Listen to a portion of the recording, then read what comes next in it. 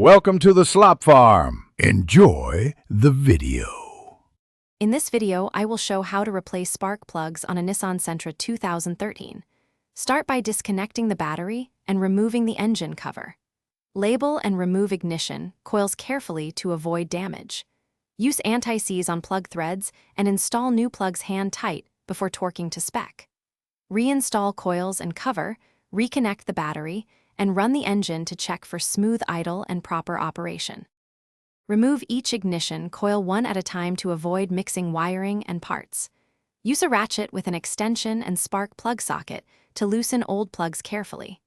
Inspect plug wells for oil or debris and clean with compressed air before installing new parts. Compare old plugs to new ones to confirm correct gap and type.